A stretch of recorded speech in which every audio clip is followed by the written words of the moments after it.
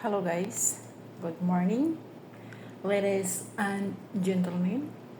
Pasensya na kayo sa aking teeth ha. Hindi pa ako mayaman. Pag mayaman na ako, ipaggawa ko ito, magpapostiso ako. Yung una kasi, sa taas lang. So, sinishare ko lang yung reality sa aking buhay. Kasi guys, sa totoo lang ang postiso ngayon napagkamahal. Pati pagbunot ng ngipin, kailangan nating mag-ipon. Pero may iba pa akong pangarap eh. Unahin ko muna yon.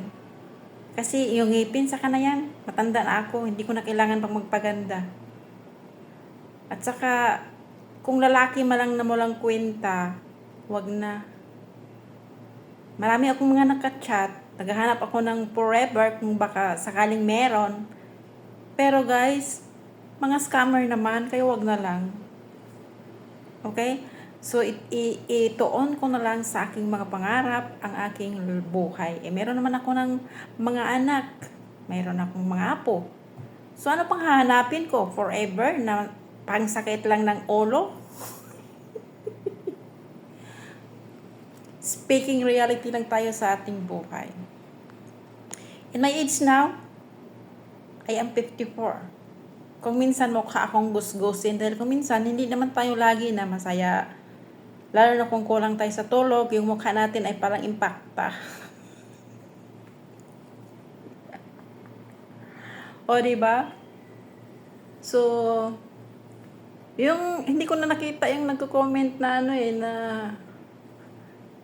matandang hukluban daw ako. So, ito na yung matandang hukluban na kaharap mo. Sige nga, I am 54 years old. Okay? Pero nakatira lang ako sa malayo sa Pilipinas, malayo sa maraming stress. Ang stress ko lang dito ay yung tungkol sa amo ko, sa trabaho ko, kung minsan mga tao sa paligid ko, parang ganun. Pero meron kasi akong pinaghugutan kung bakit ako masaya. Yung sa mga pangarap ko.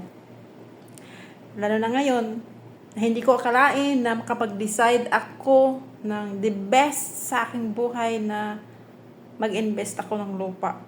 Kaya kahit tula akong pera, so at least, makikita ko rin yan pagdating ng araw na matatawag namin or matatawag ng pamilya ko na meron kami.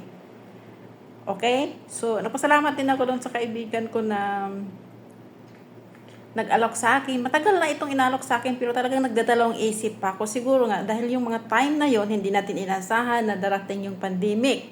Okay?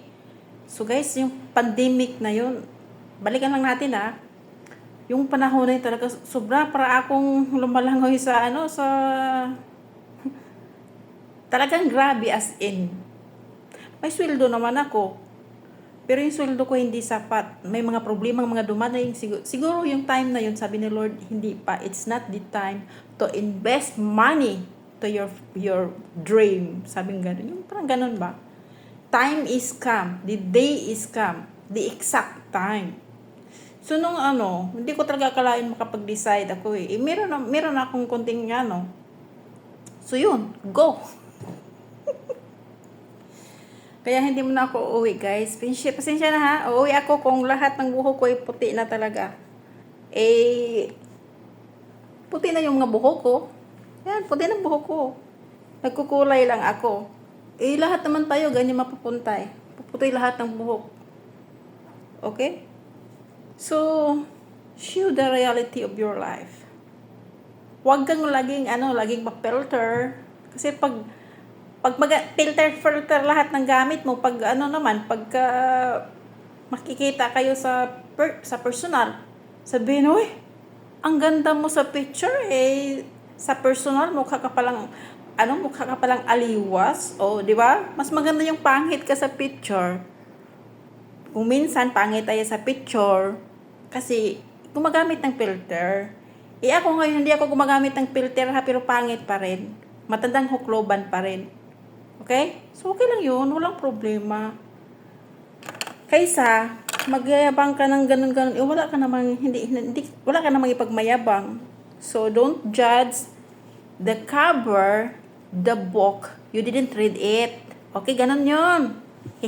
Nakita ko lang yan. Nakita ko lang yan. Wala akong kausap, kaya sa camera lang ako ngayon nakipag-usap. So, meron naman akong gusto kong replyan, pero ayoko, tamad pa ako eh. Yun pa naman ang ano ni Mita guys, na kailangan kang mag-reply. Pero kung mga bad comments naman, wag nang mag-reply. Hinahide ko na eh. Merong mga settings dyan guys, tungkol sa mga ano sa moderation. Tignan nyo lang yan. Tapos ilagay nyo yan na yung mga walang profile, nagko-comment na hindi maganda. So automatic yan siya. Automatically hide. So, kasi na-stress ako dyan eh. Dyan ako na restricted eh. Okay? Sa mga comments na hindi maganda, yung naiinggit yata sa kapangitan ko. Kasalanan ko ba? It's not my fault. If this Grace Paul Twilight or Hamdan Fastry channel, YouTube channel, they added my link. I didn't know who they are. But before I am chatting the Prince Hamdan Fasa and I got scam. Yeah, I get scam because I